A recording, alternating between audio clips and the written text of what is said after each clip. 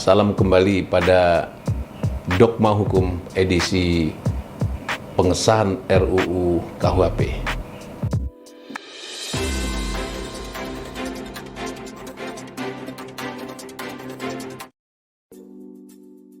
Sekarang lagi santer di masyarakat bahwa rencana RUU KUHP itu akan disahkan melalui rapat paripurna DPR pada bulan Desember. Mungkin dia akan mengambil posisi sebagai penutup tahun ya.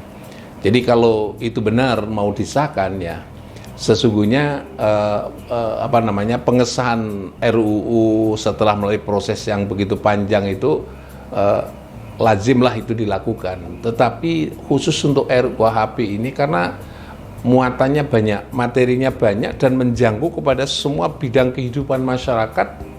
Dan yang lebih penting lagi itu menjangkau pada kehidupan demokrasi yang setelah dibangun dalam masyarakat hukum Indonesia. Nah, ini yang menjadi masalah itu. Ini menjadi pertanyaan publik kepada lembaga legislatif dan presiden adalah dalam rangka untuk pengesahan itu, apa pertimbangannya kenapa harus segera disahkan lebih dulu? Bukankah sekarang banyak orang masukan-masukan dari masyarakat, demo masyarakat, semuanya dari masyarakat itu masih keberatan untuk disahkannya RUU KUHP. Mestinya menurut pendapat saya ya memang itu dibahas sudah cukup panjang gitu. Tapi kan dibahas kadang-kadang bukan pada posisi yang lebih bagus gitu ya. Dibahas pada posisi yang mengarah kepada keberatan pada masyarakat gitu. Ini yang saya kira harus dipertimbangkan kembali ya.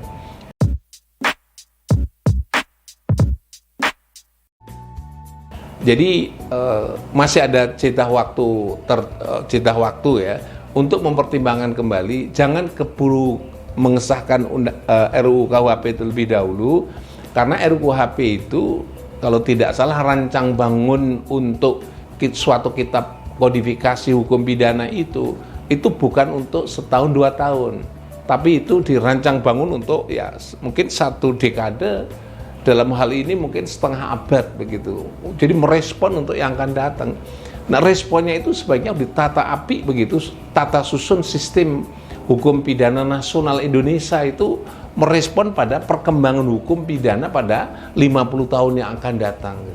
Jadi kalau itu misalnya sekarang disahkan masih banyak yang keberatan beberapa kaidah-kaidah hukum yang ada di dalam RUU KUHP ya. Sekali lagi sebaiknya DPR dan Presiden dalam hal ini pemerintah atau presiden itu membuka kembali, dengar aspirasi dari masyarakat ya. Hal-hal yang krusial yang selama ini dibahas jangan dijawab nanti aja, silahkan diajukan ke MK untuk diuji material. Jangan itu sebagai sebuah jawaban, karena menurut saya jawaban yang utama adalah mestinya sudah disampaikan bahwa rancang RUU ini ternyata mengandung unsur kelemahan-kelemahan yang bisa membuat masyarakat atau perkembangan hukum Indonesia, perkembangan demokrasi itu kan mundur kembali. Nah, ini yang menurut saya harus dipertimbangkan, karena kalau kita baca banyak pertimbangan keberatan itu sudah, saya kira DPR dan Presiden sudah mendengarlah semuanya itu. Nah, kenapa ini kok melanjut dan faktanya sampai hari ini juga rumusannya masih sama seperti dulu ya, tak ada perubahan yang signifikan begitu.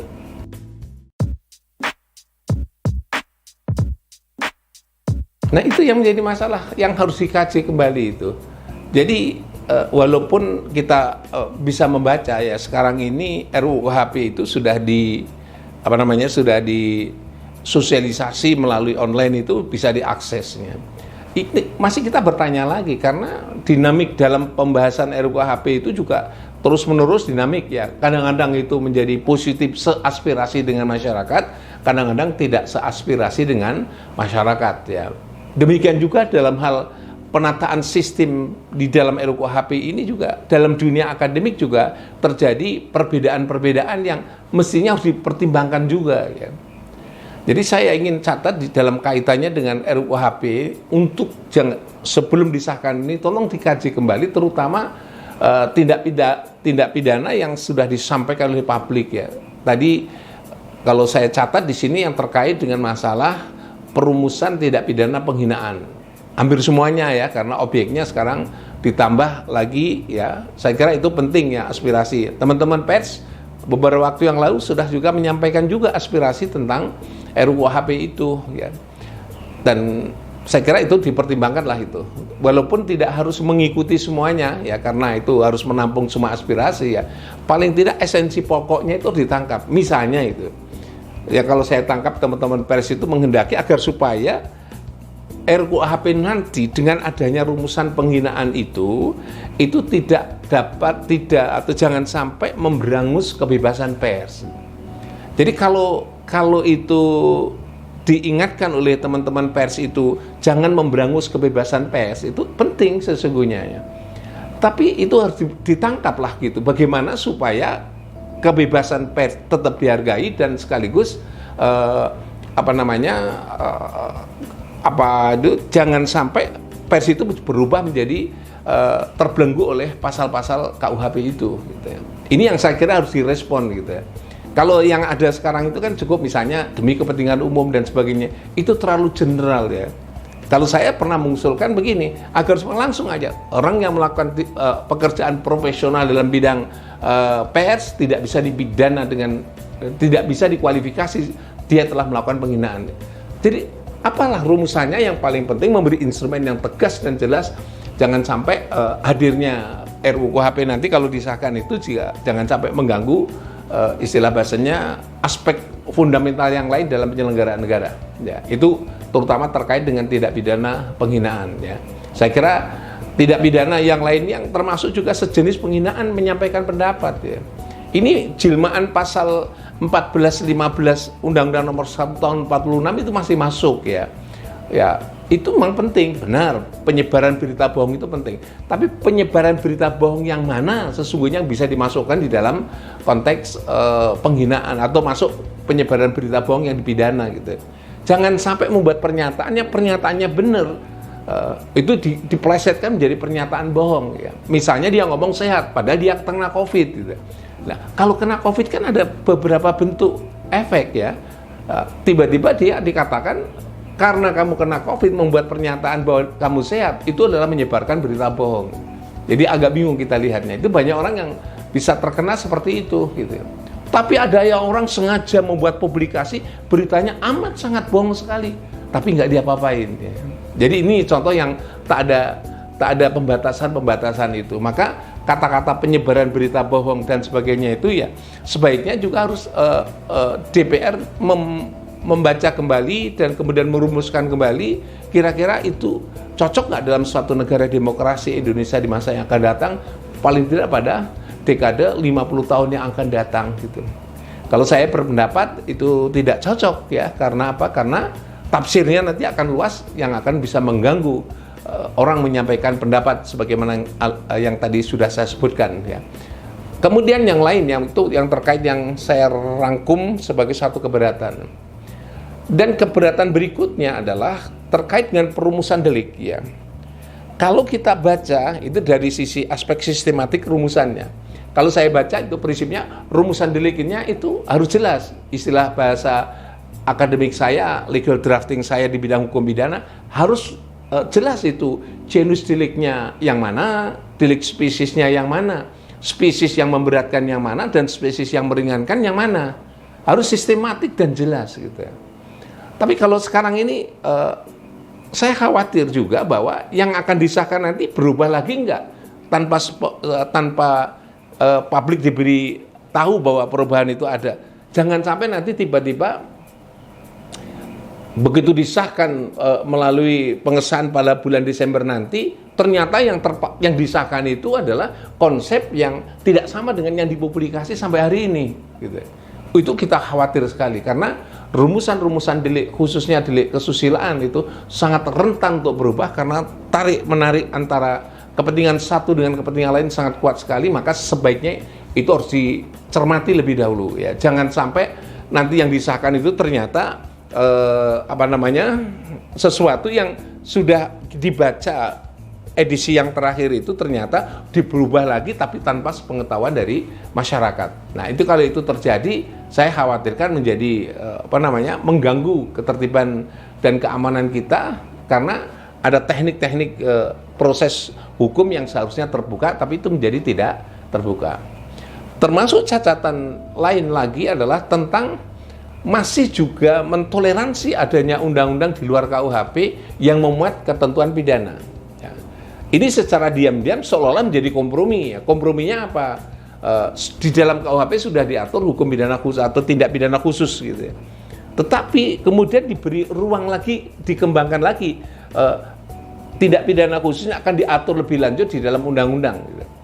Ini saya kira, menurut saya itu tidak lagi pembaruan hukum pidana, itu hanya perumusan ulang daripada hukum yang telah ada, dan tidak ada penataan kebijakan yang oleh tim RUHP dikatakan dia melakukan namanya restrukturisasi, resistematisasi. Lanjut lagi dia reformulasi dan resistematisasi. Ya. Jadi restrukturisasi kelihatannya mau dilakukan, tapi kontennya itu tidak ada perubahan.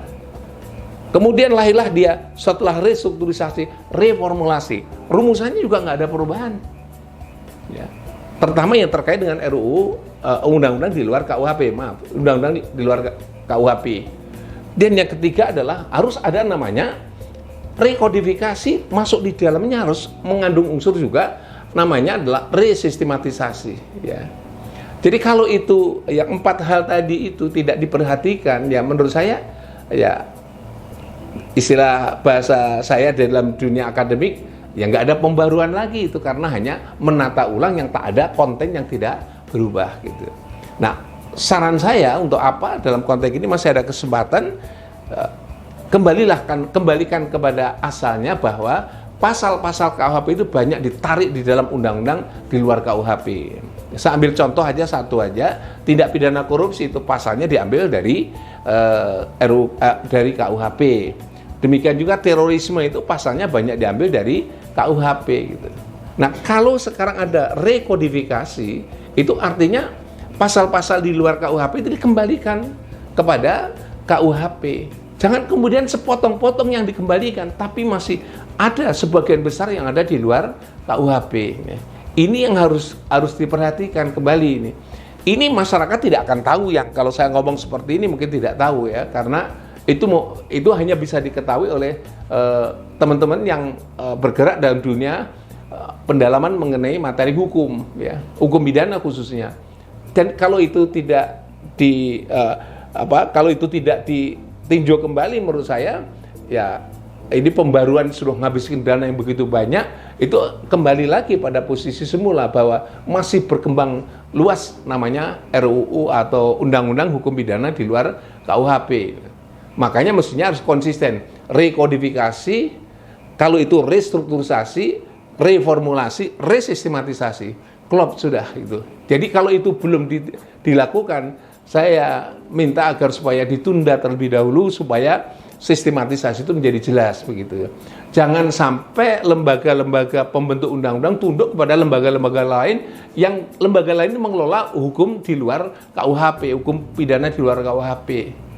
Dan ini celakanya bahwa kalau itu ditundui, maka akan lebih banyak lagi namanya undang-undang di luar KUHP, hukum pidana di luar KUHP lagi. Karena potensi untuk itu sudah ada. Embrionya bisa dibaca nanti adalah ketentuan yang mengatur tentang hukum pidana khusus atau dikenal dengan tindak pidana khusus di situ. Yang di situ di bawahnya dicantolkan lagi, diatur lebih lanjut di dalam undang-undang. Itu bukankah sudah ada yang ada dijustifikasi kembali? Nah, ini menurut saya ini amanat dari yang dulu ya, kita dari awal misalnya yang sudah mendahului kita semuanya, Profesor Mouladi itu pada saat itu kekeh untuk melakukan itu. Demikian juga Prof. Marjono, ya sudah nggak ada, kekeh juga ketika membahas bagaimana perkembangan hukum pidana itu. Saat tambah satu lagi, Profesor Nyoman juga sama, kekeh di dalam konteks itu. Agar supaya apa? Agar supaya ya cara bekerjanya hukum pidana yang baru nanti, pembaruan yang baru tadi namanya rekodifikasi, restrukturisasi, resistematisasi, dan reformulasi konsekuensinya. Nanti termasuk normanya, termasuk sistem pidanaannya dan semuanya, sehingga itu dikembalikan pada posisi semula. Ya, saya kira ini bagian yang terakhir buat kami serius dalam dunia akademisi dan serius dalam konteks membangun sistem hukum pidana yang akan datang. mungkin ini tidak akan banyak diketahui oleh publik karena mungkin publik ya tidak atensi terhadap itu disebabkan karena memang publik itu adalah tidak memperdalami masalah itu ya. Kalau tadi publik sudah keberatan terhadap pasal-pasal penghinaan dan sebagainya, ya itulah aspirasi publik yang direct dengan kepentingannya. Kalau dari dunia akademik kami tidak direct pada kepentingan para akademisi, tapi ini kepentingan ilmu pengetahuan dan membangun hukum, fondasi hukum pidana di masa depan yang lebih bagus daripada yang sekarang. Ya, selagi RUU KHP masih mengandung unsur-unsur rumusan seperti yang saya sampaikan tadi, ya jangan berharap ada pembaruan yang signifikan dalam konteks itu. Mungkin ada ya, sebagian di antaranya itu sudah masuk, saya lihatnya ada. Kita tidak mungkiri itu, tetapi kalau ada sesuatu cantolan yang seharusnya berubah menjadi tidak berubah, yang sudah ada itu menjadi hilang, tertutup oleh sesuatu yang masih mempertahankan pola lama itu. Ya. Itu yang menurut saya justru itu khawatir, pembaruan yang sudah dilakukan oleh para tokoh-tokoh yang mendahului kita ini, terus kemudian ternyata kita geser kepada bagian yang lain, yang bagian yang lain itu justru akan menutup pembaruan yang beliau letakkan dasar-dasar pembaruannya itu. Ya. Saya kira itu catatan penting ya. Kalau ditanya tentang masalah apakah urgen dalam konteks hubungannya dengan pengesahan itu, menurut saya tidak urgen ya. Nggak usah tergesa-gesa, lebih baik dikaji ulang, buang itu kepentingan politik, buang itu kepentingan kekuasaan, buang itu kepentingan jabatan, semua buang semua. Mari kita berpikir ilmiah, ilmu hukum, khususnya adalah ilmu hukum pidana. Sehingga kita berpikir yang netral, tidak pada posisi kita ini mempertahankan kalau nanti itu dimasukkan semua undang-undang ke dalam KUHP, jabatan saya bagaimana? Buang semua kepentingan itu. Mari kita tata sistem kita untuk yang akan datang. Saya masih ingat gagasan merumuskan RUU KHP, rumusannya juga merespon kebutuhan hukum masyarakat Indonesia 50 tahun yang akan datang. Jangan diremehkan yang itu. Kita nggak butuh itu undang-undang seperti apa, tapi kita prediksikan untuk 50 tahun yang akan datang. Saya kira itu catatan penting ya. Semoga DPR mendengar, Presiden, CQ, pemerintah juga mendengar aspirasi yang disampaikan itu.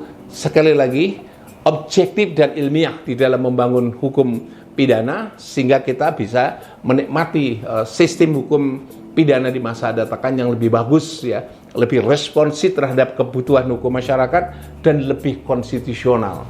Saya kira itu catatan saya, dan sampai ketemu pada edisi dialog pada sesi berikutnya. Terima kasih.